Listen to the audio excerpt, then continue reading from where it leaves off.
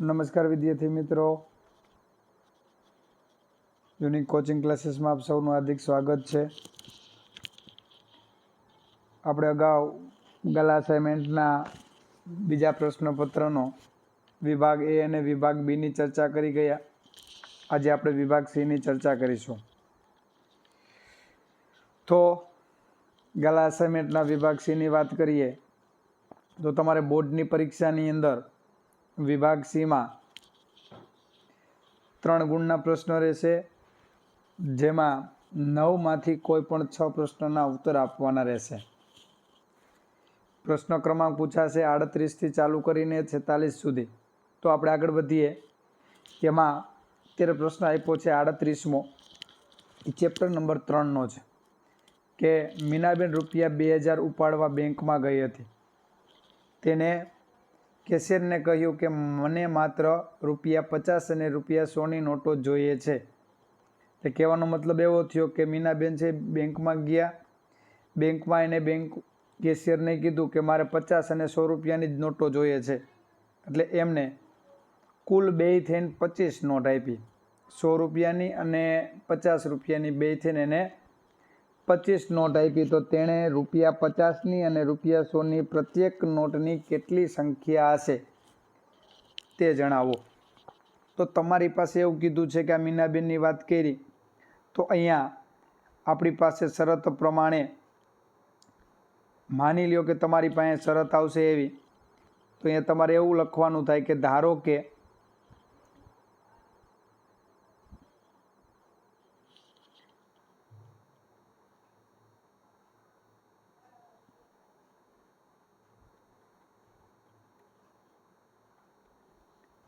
રૂપિયા 50ની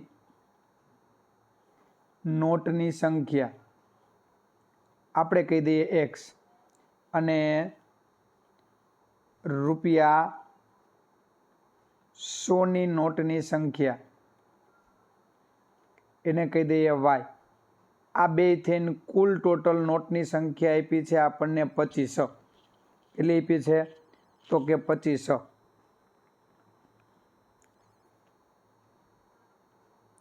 હવે માની લ્યો કે હું તમને એમ કહું કે આપણે 50 રૂપિયાની એક નોટ લઈએ તો એનું મૂલ્ય કેટલું થાય?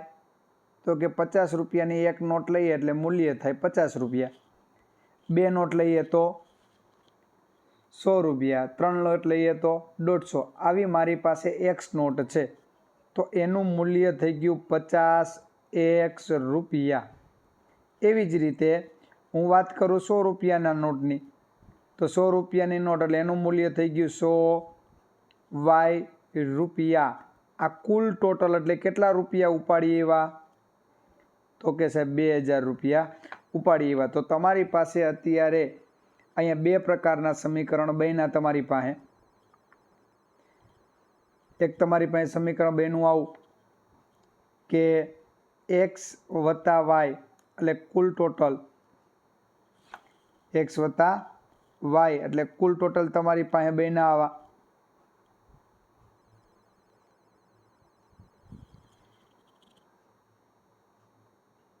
x વત્તા y બરાબર 25, પેલું સમીકરણ આ. અને મૂલ્યની વાત કરીએ તો 50x વત્તા 100y એના બરાબર તો કે 2000. હવે આપણે સમીકરણ બનાવીએ તો સમીકરણની શરત થશે આવી, તો કે અહીંયા પેલું સમીકરણ થયું x વત્તા y બરાબર કુલ નોટ એટલે કે 25, સમીકરણ 1. બીજું સમીકરણ થઈ ગયું 50x વત્તા 100y એના બરાબર 2000. તો આપણે પ્રમાણે બેને આપણે 50 વડે ભાંગી નાખીએ તો અહીંયા થઈ ગયા x વત્તા આ થઈ ગયા 2y. 50 વડે ભાંગશો એટલે 0 ગયા અને તમારો જવાબ આવ્યો અહીંયા 40. આને આપણે નામ આપી દઈએ સમીકરણ નંબર 2. સમીકરણ 1 અને 2ને આપણે ઉકેલવા હોય તો આપણી પાસે લોપની રીત અથવા આદેશી રીત આપી છે. તો અત્યારે ઓલરેડી તમારી પાસે x અને yની વાત કરીએ તો અહીંયા x વત્તા y બરાબર 25. બંને સમીકરણના xના સહગુણક સરખા જ. પહેલા સમીકરણને 1 વડે ગુણ્યા એવી જ રીતે બીજું સમીકરણ એટલે x વત્તા 2y બરાબર 40. સમીકરણ નંબર 2 ને પણ આપણે 1 વડે ગુણ્યા. હવે દૂર કરવા હોય એટલે ફરજિયાત આપણે શું કરશું? નિશાની બદલાવશું. નિશાની બદલાવવા માટે x રિયા પ્લસ આપ્યા છે તો એની નીચે આપણે નિશાની બદલાવશું એટલે -2y પ્લસ તો માઇનસ, 40 પ્લસ તો માઇનસ. હવે એનો મતલબ x ઉડી ગયા એટલે y માંથી 2y ગયા તો જવાબ આવશે -y. 25 માંથી 40 ગયા એટલે -15. તો તમને y ની કિંમત મળી, y બરાબર -15 થઈ ગયા. એને આપણે સમીકરણ 1 માં મૂકી દઈએ તો સમીકરણ 1 આપ્યું છે x વત્તા y બરાબર 25. તો x વત્તા y એટલે 15 બરાબર 25. તો x બરાબર તમારો જવાબ આવ્યો 10. આના ઉપરથી એવું નક્કી થયું કે 50 રૂપિયાની કેટલી નોટ?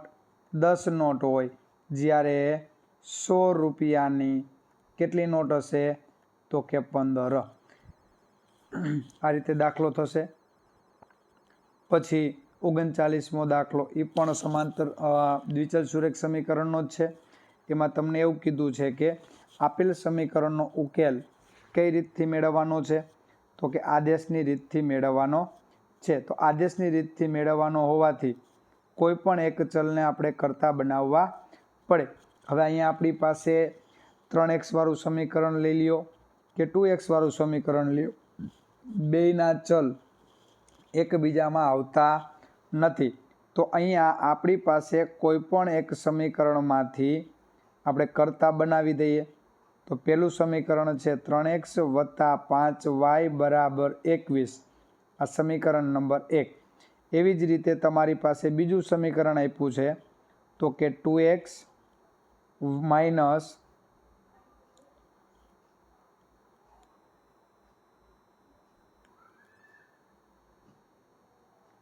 3y એના બરાબર 14. સમીકરણ નંબર 2. હવે સમીકરણ 1 માંથી હું x ને કરતા બનાવું છું. તો સમીકરણ 1 પરથી 3x 5y પ્લસ ઓ બાજુ જશે તો માઇનસ 3 ગુણાકારમાં સામેની બાજુ જાય એટલે ભાગાકારમાં એટલે 21 માઇનસ 5y છેદમાં 3. આપેલું જે સમીકરણ બન્યું એને આપણે નામ આપી દઈએ સમીકરણ નંબર 3. શું નામ આપી દઈએ? સમીકરણ નંબર 3. શેમાંથી બનાવ્યા? તો કે આપણે સમીકરણ નંબર 1 માંથી બનાવ્યા. તો આપેલી કિંમતને સમીકરણ નંબર 2 માં મૂકતા જેમાંથી બનાવો એના સિવાયમાં મૂકવાના. એટલે એનો મતલબ એવો થયો 2 ગુણ્યા x એટલે 21 માઇનસ 5y છેદમાં 3 માઇનસ 3y બરાબર 14. હવે અહીંયા તમારી પાસે શરત આપી દીધી છે એટલે લસા લઈ લીધો છે. તો લસા આવશે 3 એટલે લખાય 2 ગુણ્યા 21 માઇનસ 5y. 3 લસા એટલે 3 સાથે ગુણાય છે, 3 તેરી 9y, હજી 3 સાથે 14 સાથે ગુણાય એટલે 14 તેરીને 42. હવે બેનો અંદર ગુણાકાર કરીએ એટલે એનો મતલબ કે 21 દુ 42 માઇનસ 5 દુ 10y માઇનસ y 9y બરાબર 42. 42 ઉડી ગયા એટલે -19y બરાબર 0 જવાબ આવ્યા. તો y બરાબર જવાબ થઈ જશે 0/19. તો તમારો જવાબ શું થઈ જશે? તો કે 0. આ જ કિંમત રહી એને આપણે સમીકરણ નંબર 3 માં મૂકી દઈએ. સમીકરણ 3 ની અંદર કિંમત મૂકશો એટલે x બરાબર 21 માઇનસ 5 y એટલે જવાબ આવ્યો 0 આખાના છેદમાં 3. તો તમારી પાસે જવાબ આવી ગયો। એનો મતલબ એવો થયો કે અહીંયા x બરાબર 21 - 0 છેદમાં 3। તો 21માંથી 0 ગયા એટલે 21/3 7 તેરી 21 એટલે એનો મતલબ કે x બરાબર તમારો જવાબ આવ્યો 7। તો અહીંયા આપણને x અને yની કિંમત મળી। x બરાબર 7 અને y બરાબર 0। તો આ રીતે આપણી પાસે x અને yની આદેશની રીતે કિંમત મેળવી શકાય। પછી દાખલા નંબર 40 છે, જેમાં તમને એવું કીધું છે કે આપણી પાસે અત્યારે એક સમાંતર શ્રેણી આપી છે અને કેટલા પદનો સરવાળો 636 થાય એવી ચર્ચા કરેલી છે। તો અહીંયા સમાંતર શ્રેણી હોવાથી પેલું પદ થઈ ગયું તમારી પાસે a બરાબર 9। સામાન્ય તફાવતની વાત કરીએ તો સામાન્ય તફાવત d બરાબર આ બીજા પદમાંથી એટલે કે 17માંથી પેલું પદ એટલે કે 9 ગયા। તમારો જવાબ આવ્યો 8। a મળી ગયા, d મળી ગયા, મારી પાસે જોઈએ છે n આપણને રકમમાં આપ્યા નથી। તો સરવાળા ઉપરથી તમારે અહીંયા કુલ ટોટલ આપી દીધો છે। તો કે n પદનો સરવાળો અહીંયા Sn બરાબર તમને આપ્યા છે 636। તો સરવાળો આપી દીધો છે, મારે n જોઈએ છે।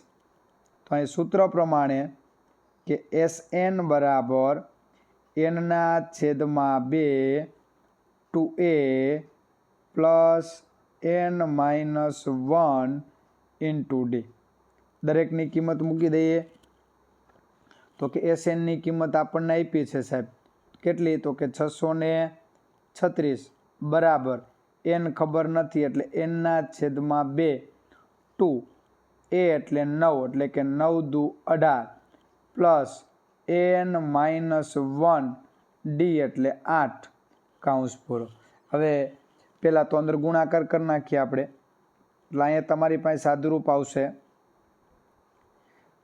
636 બરાબર n/2 કૌંસની અંદર 18 પ્લસ 8n - 8।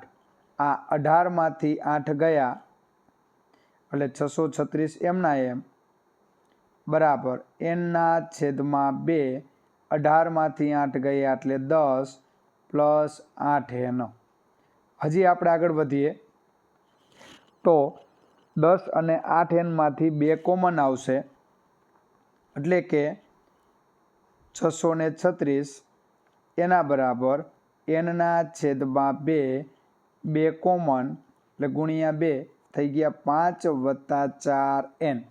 તો અહીંયા આપણી પાસે 2 નીચેના 2 ઉડી ગયા એટલે તમારી પાસે શરત આવી તો કે 636 એના બરાબર n કૌંસમાં 5 + 4n।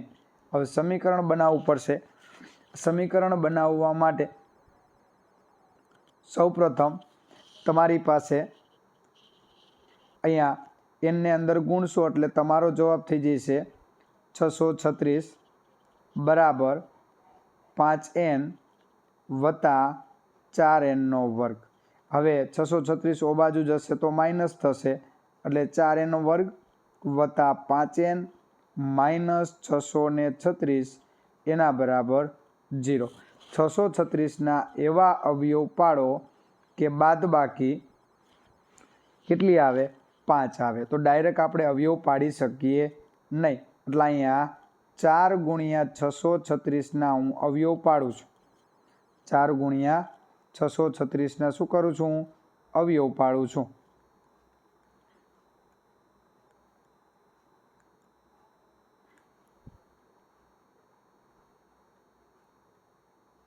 બે વડે ભાંગીએ 3 દુ 6 2 કા 2 8 સામે 2 વડે ગુણો એટલે 8 બાદબાકી 5 થવી જોઈએ આવતી નથી। હજી 318ના અડધા કરીએ એટલે 15 દુ 30 9 દુ 18 સામે 2 વડે ગુણો એટલે 16 બાદબાકી 5 આવતી નથી. તો હજી અહીંયા 159ને આપણે 3 વડે ભાગી શકીએ. 5 તેરી 15, 3 તેરી 9. સામે 3 વડે ભાંગ્યા આપણે, સામે 3 વડે ગુણીએ 16 તેરીને 48. તો આની તમે બાદબાકી કરો તો તમારી પાસે જવાબ 5 આવે છે. એમાં મોટા પદને પ્લસ કહેવાના, નાનાને માઇનસ કહેવાના. શું કામ? તો કે રકમની અંદર આપણી પાસે વચ્ચેનું પદ પ્લસ છે માટે.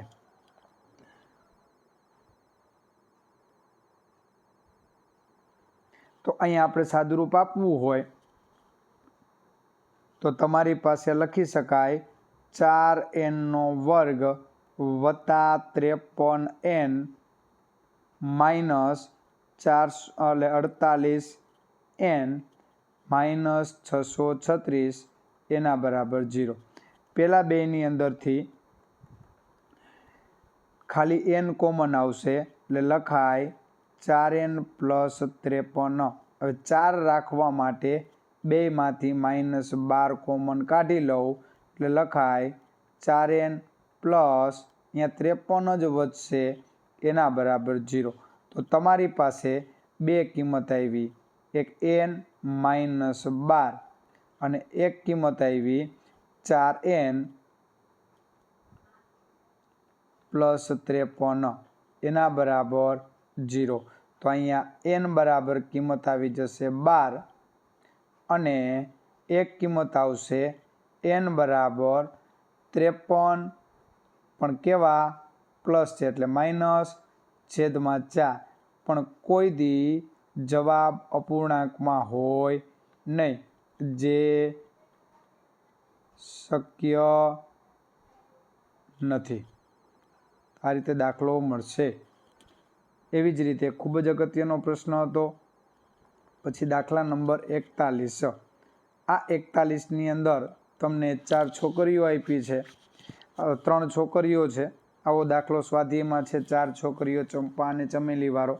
સેમ અહીંયા 3 છોકરીઓ આપી છે અને એમ કીધું છે કે એક જ રેખા ઉપર બેઠા છે. તમારા જવાબ માટે કારણ દર્શાવો. જો એક જ રેખા ઉપર હોય તો આપને ખ્યાલ છે કે કોઈ પણ બિંદુ એક જ રેખા ઉપર આવેલું હોય એનો મતલબ એવો થયો કે અત્યારે માની લ્યો કે મારી પાસે એક એ, આ કોઈ એક બિંદુ વચ્ચે એટલે કે બી અને છેલ્લે એક બિંદુ એટલે કે સી. ત્રણેય બિંદુ એક રેખા ઉપર એટલે એનો મતલબ એવો કે કોઈ પણ બેનો સરવાળો આખી બાજુ જેટલો એટલે કે આખા માપ જેટલો થાય તો એને સમરેખ કહેવાય. તો અત્યારે આપણી પાસે ABCના માની લ્યો અત્યારે બાજુમાં આ લેખ છે. આ લેખમાં બિંદુઓ દર્શાવી દીધા છે. માની લ્યો બિંદુ રકમમાં ન આપ્યા હોય તો એના યામ થાય x અક્ષ ઉપર 3, y અક્ષ ઉપર 1, બીના યામ થાય 6, 4, સીના યામ થશે 8, 6. હવે કેવી રીતે દાખલો ગણવો એની ચર્ચા કરીએ. તો સૌ પ્રથમ તમારે બધાયનું અંતર ગોતવું પડે. પહેલી શરત છે કે AB ગોતવા પડે. તો AB માટે અંતર સૂત્ર વાપરીએ કે AB બરાબર વર્ગમૂળમાં બંને બિંદુના એક્સિયામની બાદબાકીનો વર્ગ. તો એ બિંદુ માટે એક્સિયામ શું થશે? તો એ બિંદુ એક્સિયામ થશે 3, બીનો એક્સિયામ થયો 6 આખાનો વર્ગ વત્તા બેની વાયામની બાદબાકી 1 - 4 એનો વર્ગ એટલે કે બરાબરના બરાબર. વર્ગમૂળમાં 3માંથી 6 ગયા એટલે એનો મતલબ કે -3નો વર્ગ પ્લસ -3નો વર્ગ. -3નો વર્ગ -3નો વર્ગ એટલે એનો મતલબ થયો વર્ગમૂળમાં 3નો વર્ગ વત્તા 9 એટલે કે 9 + 9 એટલે વર્ગમૂળમાં થઈ ગયા સીધા જ 18 અને આ 18નું વર્ગમૂળ એટલે લખાય 3√2. આ કેની કિંમત મળી તમને? તો કે ABની. આવી જ રીતે આપણે BCની કિંમત મેળવવાની છે. તો BC માટે તો તમારી પાસે BCની વેલ્યુ ગોતવી હોય તો BC બરાબર વર્ગમૂળની અંદર બંને બિંદુના એક્સિયામની બાદબાકીનો વર્ગ. તો બંને બિંદુ BCમાં 6 - 8 એનો વર્ગ વત્તા 4 - 6 એનો વર્ગ. બરાબરના બરાબર વર્ગમૂળમાં 6 માંથી 8 ગયા એટલે -2 વર્ગ 4 વત્તા 4 માંથી 6 ગયા એટલે -2 વર્ગ 4. તમારો જવાબ આવ્યો વર્ગમૂળમાં 8 લખાય 2√2. આવી જ રીતે હજી તમારે મેળવવાના રહ્યા એસી. શું મેળવવાનું રહ્યું? એસી મેળવવાના છે. તો એસી મેળવવા માટે ત્રીજી શરત કે એસી બરાબર વર્ગમૂળની અંદર એ અને સીના એક્સિયામની બાદબાકી. તો એનો એક્સિયામ 3, સીનો એક્સિયામ આવશે 8 એનો વર્ગ વત્તા વાયામની બાદબાકી એટલે કે 1 - 6 એનો વર્ગ. એટલે વર્ગમૂળની અંદર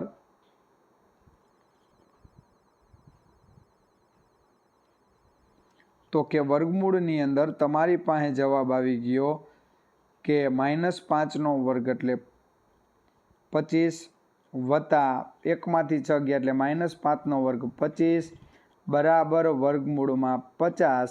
જવાબ થઈ ગયો 5√2. માની લ્યો કે તમારી પાસે જવાબ 5√2 આવ્યો.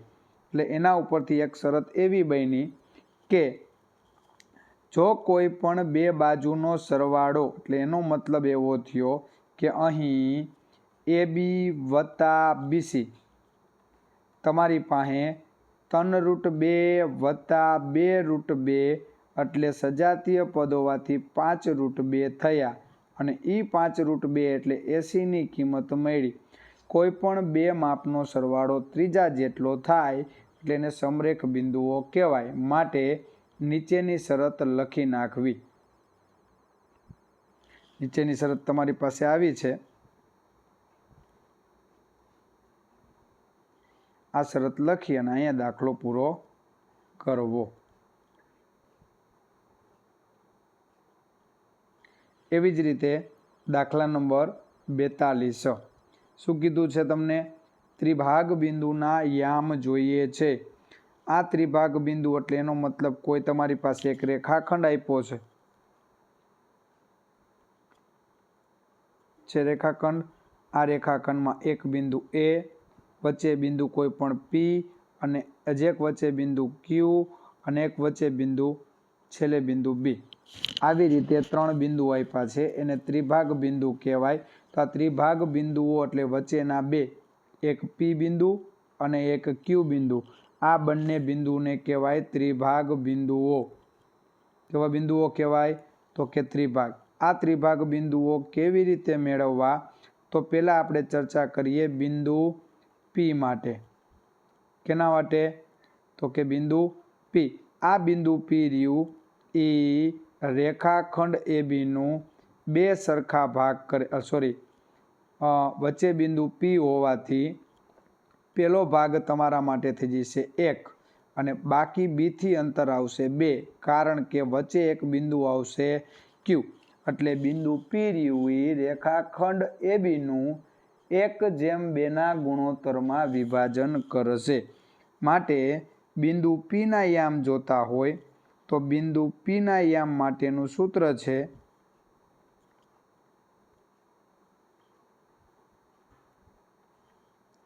કે બિંદુ PXY બરાબર બંને બિંદુમાં એટલે કે ગુણોત્તર સૂત્ર MX2 + NX1 છેદમાં M+N, MY2 + NY1 છેદમાં M+N. બધાની કિંમત મૂકી દઈએ. બરાબર M એટલે 1, X2 એટલે બીના યામ એટલે -7 પ્લસ N એટલે 2, X1 એટલે એના યામ એટલે 2 છેદમાં 2નો સરવાળો એટલે 1 + 2 અલ્પવિરામ 1, બીનો વાયામ એટલે 4 પ્લસ 2 ગુણ્યા એનો વાયામ એટલે -2 છેદમાં 1 + 2. તો આ રીતે તમારું સૂત્ર થઈ ગયું. એમાં કિંમત મૂકી દઈએ આપણે.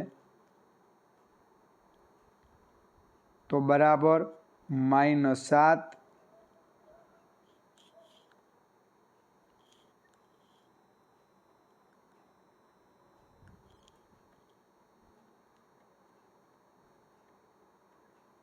+4/3 અલ્પવિરામ 4 - 4/3 તમારી પાસે પીના યામ થઈ ગયા સીધા જ કે -3/3 અને 0/3 એટલે -1 0 આ શેના યામ મળ્યા તો કે બિંદુ પીના યામ જડ્યા। હવે આ બિંદુ પી રહ્યું, બિંદુ પી અને બી ની વચ્ચોવચ્ચ બિંદુ ક્યુ આવે તો બિંદુ ક્યુ માટેની શરત તમારી થશે આવી કે બિંદુ ક્યુ રહ્યું ઈ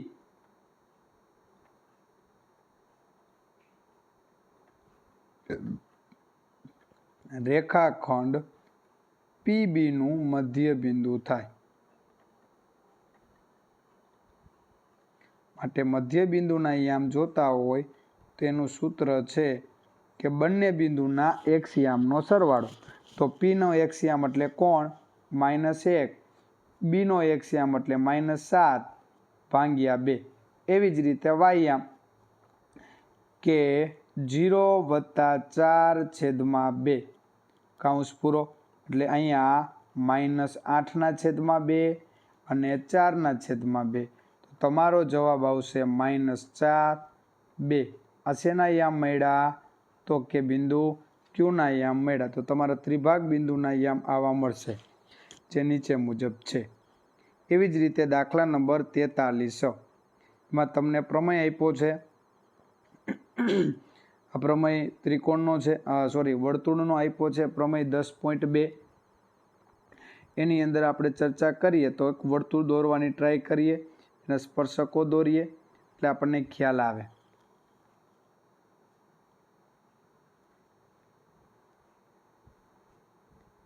આ એક વર્તુળ આપ્યું છે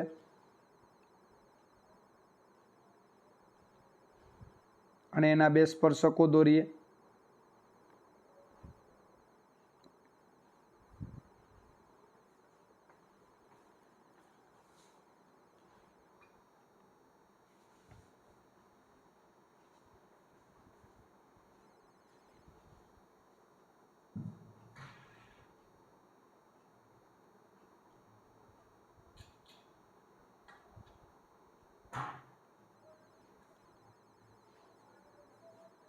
આ રીતે બે સ્પર્શક આપ્યા છે તમને।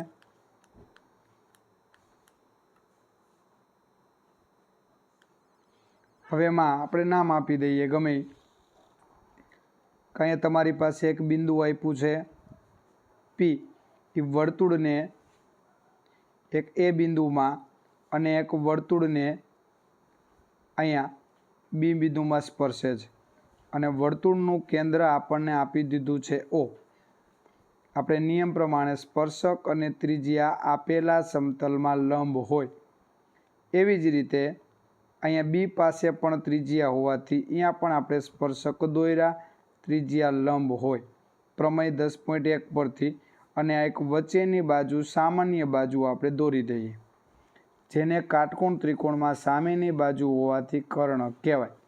આ પ્રમેય ઉપરથી આપણે લખાણ લખીશું કે પક્ષ તમને આપી દીધું છે કે ઓ કેન્દ્રિત વર્તુળમાં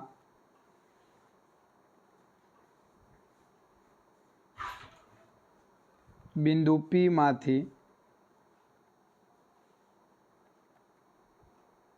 દોરેલા સ્પર્શકો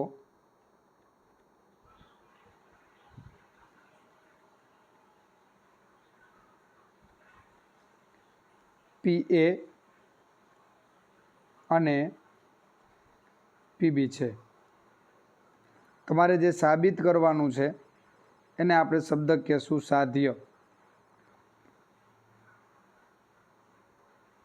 અહીંયા આવશે સાધ્ય।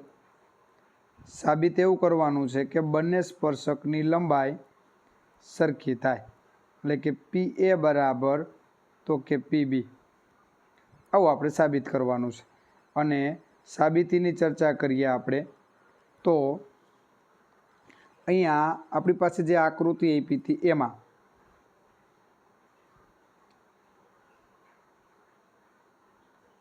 સાબિતી તો કે ઓ કેન્દ્રિત વર્તુળમાં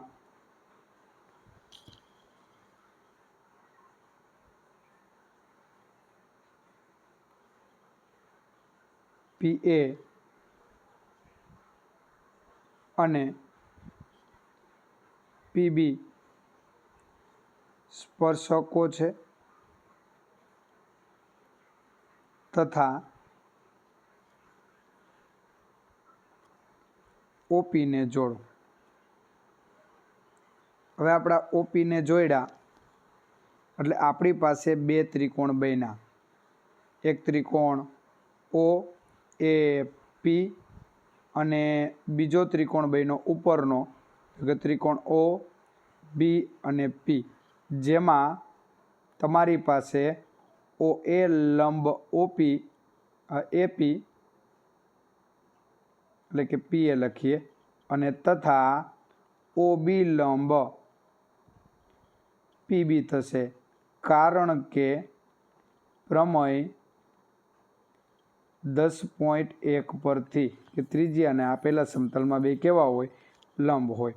માટે બે ત્રિકોણમાં શરત જોવા જઈએ તો એક શરત આવશે, OAનું જેટલું માપ થાય એટલું જ OBનું થાય. શું કામ? તો કે એક જ વર્તુળની ત્રિજ્યા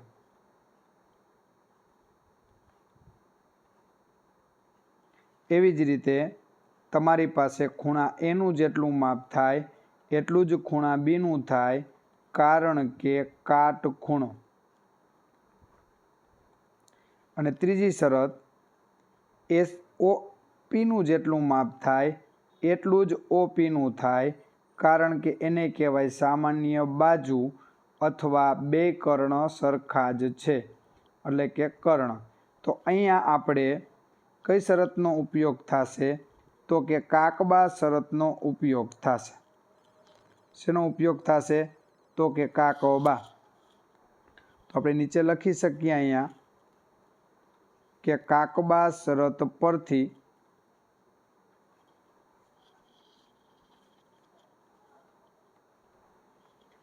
ત્રિકોણ OAP એકરૂપ ત્રિકોણ O એની સાથે B ખૂણો અને P સરખા થાય, માટે એકરૂપતાના અંગો પરથી AP બરાબર PB થાય. આ રીતે તમારો પ્રમેય સાબિત થાય. પછી દાખલા નંબર 44માં તમને એમ કીધું છે કે એક P કેન્દ્રિત વર્તુળમાં AB એ વર્તુળનો સ્પર્શક છે, બિંદુ B એ સ્પર્શ બિંદુ છે અને P એ વર્તુળને C બિંદુમાં છેદે છે. તો અહીંયા તમને આપણે વાત કરતા હતા કે સ્પર્શક P એ વર્તુળને C બિંદુમાં છેદે છે. જો ABનું માપ 15 સેમી અને AC 9 સેમી હોય તો વર્તુળની ત્રિજ્યા શોધો. આપણે પહેલાં તો આકૃતિ દોરીએ. અહીંયા એક વર્તુળ આપ્યું છે. આ વર્તુળમાં સ્પર્શકની ચર્ચા કરીએ.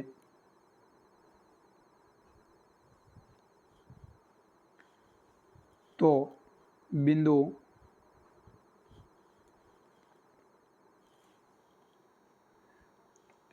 એક સ્પર્શક દોરેલો છે જે બિંદુ PA B બિંદુ આગળ સ્પર્શે છે અને P એ વર્તુળને C બિંદુમાં છેદે છે. પહેલાં તો આની ચર્ચા કરીએ.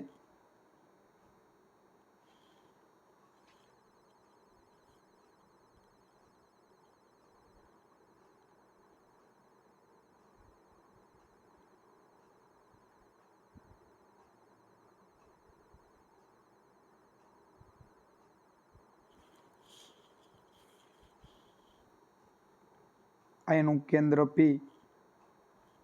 એક આપણે બિંદુ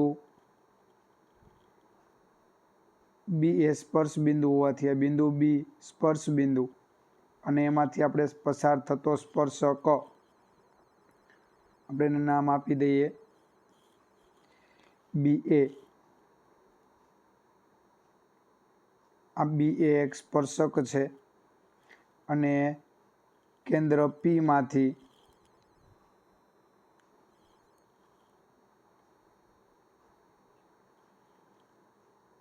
આ એક સ્પર્શક સાથે આપણે જોડીએ તો એ પી એ થઈ ગયા અને એ વર્તુળને ક્યાં છેદે છે? સી બિંદુ પાસે છેદે છે. એ બીનું માપ આપ્યું છે 15, એ સીનું માપ આપ્યું છે 9. તો મારે ત્રિજ્યા જોઈએ છે. ખૂબ જ અગત્યનો અને મોસ્ટ આઈએમપી પ્રશ્ન છે. તો અહીંયા પી બી કહું કે પી સી કહું, બે વર્તુળની શું થઈ ગઈ? ત્રિજ્યા થાય. તો અહીંયા આપણી પાસે આકૃતિમાં દર્શાવ્યા પ્રમાણે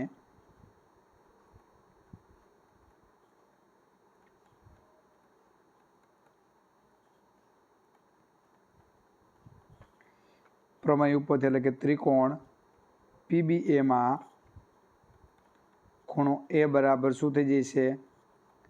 90. ખૂણો બી બરાબર તમારી પાસે થઈ જશે 90. તો પાયથાગોરસ પ્રમેય પરથી કર્ણ એટલે કોણ? તો કે પી એનો વર્ગ બાકીની બે બાજુ એટલે પીબીનો વર્ગ વત્તા એબીના વર્ગ જેટલા થાય.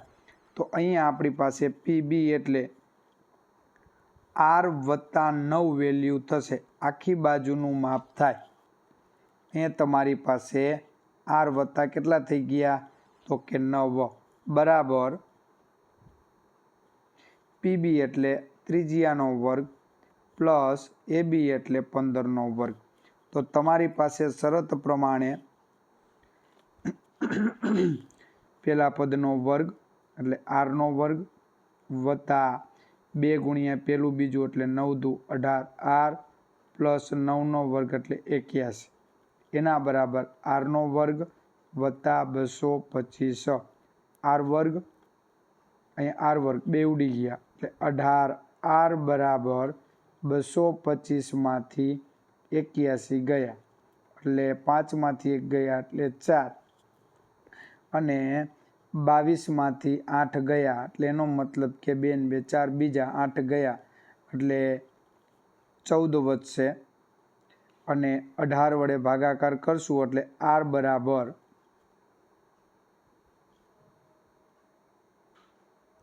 144 ભાગ્યા 18 એટલે 18 × 144. વર્તુળની ત્રિજ્યા તમને મળશે 8. એવી જ રીતે દાખલા નંબર 45 તમને અહીંયા બહુલક વર્ગ શોધવાનો કીધો છે. તો બહુલક શોધવા હોય એટલે આપણી પાસે નિયમ છે કે પેલો પ્રશ્ન એ કે સૌથી મોટી બાજુ ધરાવતા વર્ગને બહુલક વર્ગ કહેવાય. તો સૌથી મોટી બાજુ ધરાવતો વર્ગ એટલે કે 20 આપ્યો છે ને મારે બહુલક શોધવો છે. તો આપણી પાસે જે આ કલરવાળો ભાગ રહ્યો એને બહુલક વર્ગ કહેવાય. શું કામને? તો નિયમ પ્રમાણે કે સૌથી મોટી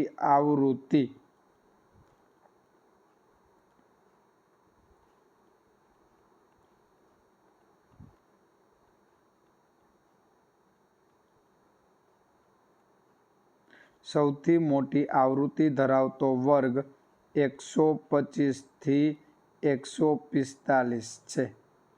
એટલે માટે એને બહુલક વર્ગ કહી શકાય.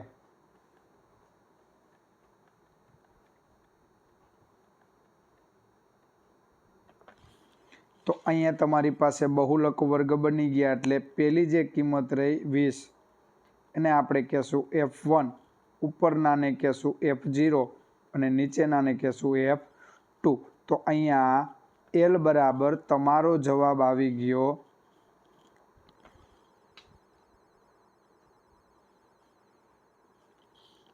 L બરાબર જવાબ થઈ જશે અધઃ સીમા એટલે આપેલા વર્ગની અધઃ સીમા એટલે 125. પછી f0ની કિંમત આવી 13, f1ની કિંમત આવી 20 અને f2ની કિંમત આવી 14 અને વર્ગ લંબાઈ એટલે h વર્ગની બાદબાકી તો કે 20. હવે અહીંયા આપણી પાસે બહુલક વર્ગ શોધવાનો હોવાથી તમારી પાસે શરત પ્રમાણે બહુલક વર્ગનું સૂત્ર આવડવું જોઈએ. તો બહુલક વર્ગનું સૂત્ર થશે કે z બરાબર l plus f1 minus f0 છેદમાં 2f1 minus f0 minus f2 ગુણ્યા h. તો મારી પાસે l એટલે 125 પ્લસ f1 એટલે 20 માઇનસ f0 એટલે 13 છેદમાં f1ના બમણા એટલે 20ના બમણા 40 માઇનસ 13 માઇનસ 14 એને ગુણ્યા 20. તમે સાદુરૂપ આપશો એટલે 125 પ્લસ 20માંથી 13 ગયા એટલે 7 એને ગુણ્યા 20 છેદમાં 40માંથી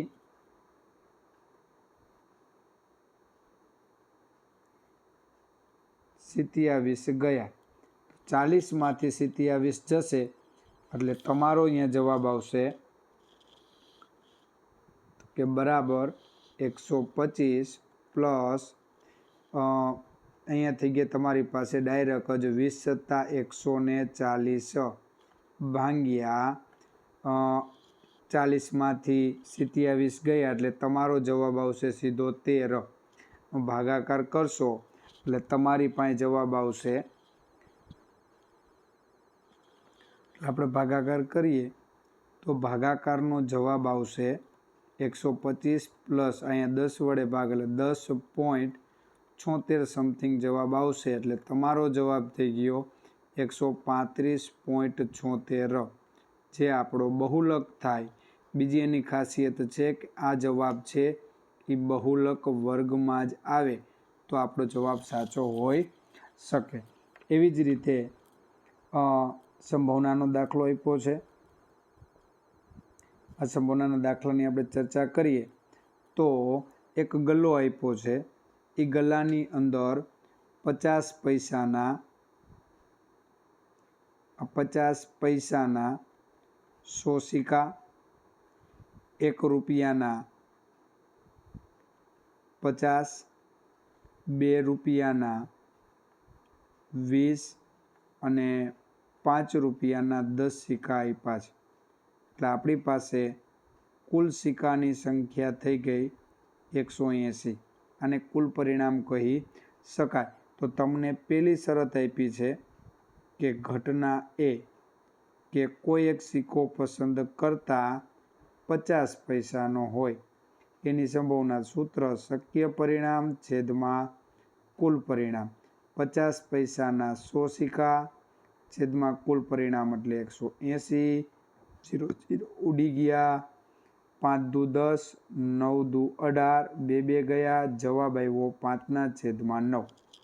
આવી જ રીતે ઘટના બી તમને આપી છે. કોઈ એક સિક્કો પસંદ કરતાં 5 રૂપિયાનો નહીં હોય કે 5 રૂપિયાનો ન હોય તો બાકીના બધે 5 રૂપિયાના 10 એના સિવાયના સિક્કા એવા 170 એને ભાગ્યા 180. 0 0 ઉડી ગયા એટલે તમારો જવાબ આવ્યો 17/18. અને છેલ્લી ઘટના એટલે કે ઘટના સી ત્રીજી. આ ઘટના સીમાં એવું કીધું છે કે 2 રૂપિયાનો સિક્કો હોય તો 2 રૂપિયાના કુલ 20 સિક્કા એને ભાગ્યા 180. 0 0 ઉડી ગયા. 9 દુ 18. જવાબ આવ્યો 1/9. તો આવી રીતે તમારી પાસે સંભાવનાના દાખલા પૂરા થાય છે. અને ગાલા વિભાગનો વિભાગ નંબર સી પણ અહીંયા પૂર્ણ થાય છે. નેક્સ્ટ વિડીયો લેક્ચરની અંદર મળીશું વિભાગ ડીની સાથે. ત્યાં સુધી જય હિન્દ, જય ભારત. અને અમારી યુટ્યુબ ચેનલને સબસ્ક્રાઈબ ન કરી સબસ્ક્રાઈબ કરી દો અને તમારા ગ્રુપ સર્કલની અંદર ફોરવર્ડ કરી દો. Thank you.